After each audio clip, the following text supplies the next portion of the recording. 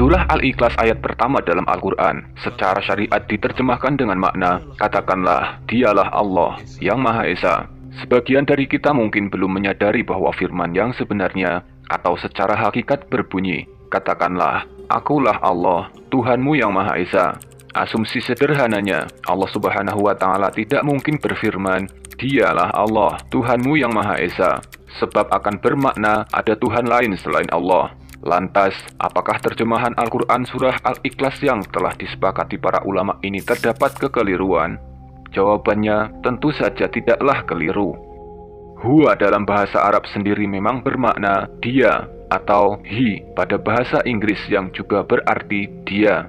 Namun akan berbeda jika kita merujuk pada induk bahasanya, di mana hu dalam konsep tasawuf yang bermakna aku atau hu yang juga bermakna aku atau hingsun dalam bahasa ideologi Jawa. Masih sangat luas jika kita ulas peradaban bahasanya, dan rasanya kita cukup memahami perspektifnya di mana Allah Subhanahu wa Ta'ala tentunya berfirman, akulah Allah, Tuhanmu yang Maha Esa, dan bukan dialah Allah, Tuhanmu yang Maha Esa. Inilah perbedaan perspektif syariat dan hakikat, yang mana efek panjang perbedaan perspektif inilah yang kerap kali memicu perdebatan tanpa henti yang terbias di segala bidang. Banyak sekali pelajaran yang bisa kita ambil dari dualitas makna surah Al-Ikhlas ayat pertama ini. Di antaranya, kita dapat memahami faktor apa yang membuat manusia didewakan pada zaman dahulu. Efek ilmu spiritual seperti apa yang memicu Syekh Siti Jenar mengaku Allah. Dan paling penting dalam keseharian kita adalah kita dapat lebih bijak menyikapi perbedaan hingga kerusuhan yang disebabkan konflik agama.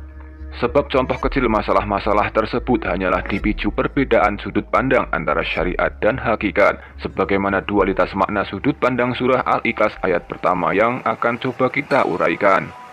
Assalamualaikum warahmatullahi wabarakatuh. Selamat datang di Al-Maktub. Dari sedikit mukaddimah di atas, kita anggap semuanya setuju bahwa firman Allah Subhanahu wa Ta'ala surah Al-Ikhlas ayat pertama ini berbunyi, katakanlah, akulah Allah yang Maha Esa. Jika Anda belum setuju, silahkan ulangi video ini atau Anda kaji lagi perspektif dualitas makna surah Al-Ikhlas ayat pertama tersebut sampai Anda menemukan rujukan bahwa hipotesis ini tidak keliru. Dalam prakteknya, seorang alim yang telah mencapai derajat ma'rifatullah, dirinya pasti akan menemukan momen pertemuan dengan Tuhan.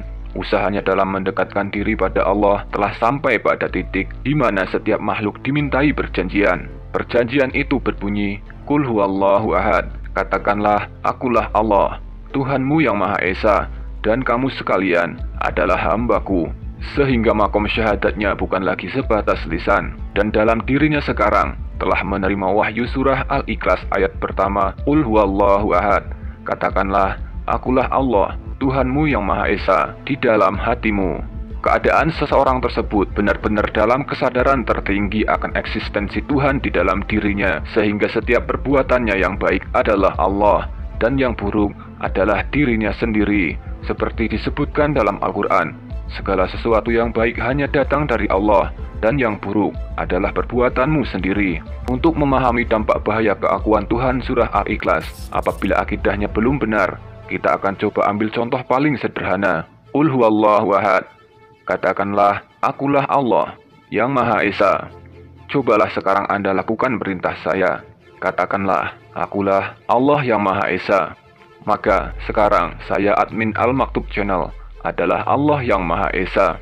Begitulah gambaran dasar keakuan Tuhan yang menyebabkan beberapa waliullah pada zaman dahulu ada sebagian yang didewakan oleh pengikutnya. Sehingga untuk menghindari kesalahpahaman tersebutlah secara syariat, akulah Allah diterjemahkan dialah Allah. Untuk membuktikan keberadaan Allah di dalam diri pada kesadaran mutlak, silahkan Anda sadari benar-benar bahwa apa yang baik pada video ini adalah murni Allah Subhanahu wa Ta'ala yang melakukannya. Sebab saya sebagai hamba benar-benar tidaklah memiliki daya sedikit pun untuk melakukan itu. Silahkan Anda ambil poin yang bermanfaat yang bisa Anda kembangkan lebih luas. Wallahu a'lam bishawab. Wassalamualaikum warahmatullahi wabarakatuh.